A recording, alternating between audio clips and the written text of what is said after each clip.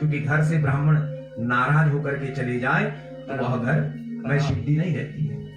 तो आज भगवान ने कहा विप्र प्रसादा कमलावरोहम, विप्र प्रसादा धरणी धरोहम, विप्र प्रसादा जगत आधार, विप्र प्रसादा मम राम नामम।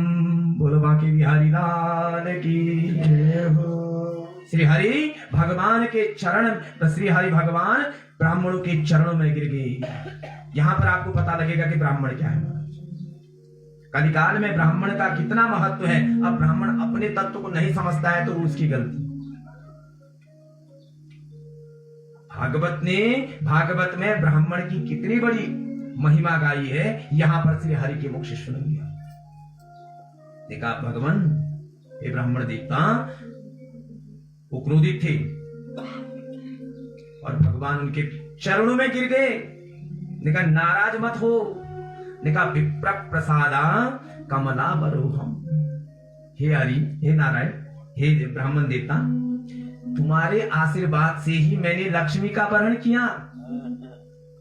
कमला लक्ष्मी। विप्र प्रसादा धरणी धरोहम, मुझे धरणीधर कहते हैं, लेकिन मैं आपके आशीर्वाद से। विप्र प्रसादा जगत आधार, जगत का आधार बना मैं। किसके आशीर्वाद से? आपके आशीर्वाद से।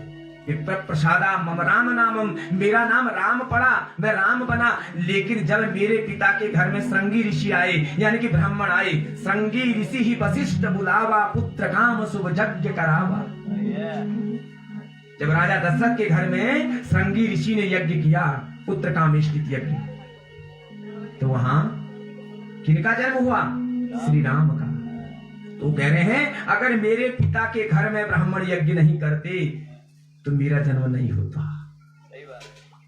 न विप्रपादादक पंकजानी, न वेद शास्त्रा ध्वनि गर्जितानी, स्वहा सुधाकार इव वर्जितानी, शमशान तुल्यानि जिगृहवासनी। बोला जिस घर में ब्राह्मण के पैर की धूली न पड़ती हो। बोला आज मेरा घर पवित्र हो गया महाराज। क्यों? आप मेरे द्वार पर आए और ब्राह्मण बिना बुलाए आता है महाराज। ये बड़ी विशेषता है। जिस दिन ब्राह्मण के रज हमारे घर में पड़ गए हो तो उस दिन हमारा घर धन्य हो गया, पवित्र हो गया। अब उसके कर्म उसके साथ है, हमें नहीं जाना उसके कर्म, लेकिन हमने उसे क्या माना है? ब्राह्मण माना है। उसका भाव क्या है वो जाने। ब्राह्मण पुरोहित कहा गया है। हमारे यहाँ जाति भी पुरोहित है, लेकिन ब्राह्मण को क्या कहा गया? पुरोहित। पुरोहित का अर्थ है पर हित करने वाला, पूरा हित करने वाला, अर्थात यजमान का हित करने वाला। पर माने दूसरे का हित करने वाला। वो किसका हित कर रहा है? यजमान का हित कर रहा है। पर हित करने वाला पुरोहित कह रहा है। ठीक है ना? तुमने कहा न विप्रपादादक पंकजानी, जिस दिन ब्राह्मण की पैर की धूली जिस घर में पड़ जाती हो, और जिस घर में न वेद शास्त्रा ध्वनि गर्जितानी, जिस घर में वेद शास्त्रों की ध्वनि नहीं बोली जाती हो।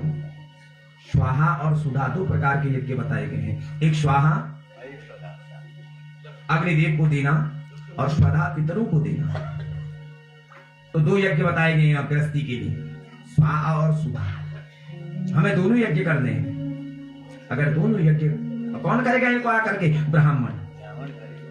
जब हमारे घर में पंडित जी आएंगे तो तभी, भाई हम जानकार भी हैं, लेकिन तब भी क्या कहा गया है? हम काम अपने हाथ से कर ले, लेकिन आशीर्वाद देने के लिए हमें ब्राह्मण चाहिए। ठीक है ना? इसलिए तब भी ब्राह्मण चाहिए। संसार में अभी बताएंगे ब्राह्मण क्यों देवता है, भगवान क्यों देवता कहे। स्वाहा सुधाकार वर्जितानी, अगर ये सब कर्म नहीं होते हैं, शमशान तुल्यानि जिगृहवासिनी, ऐसे घर में वास करने वाले प्राणी कैसे हैं? शमशानवासी, यानी कि वो घर भूत प्रेतों का है जहां ब्राह्मण नहीं जाता है। बोले बाकी बिहारी लाल की। ये है ब्राह्मण।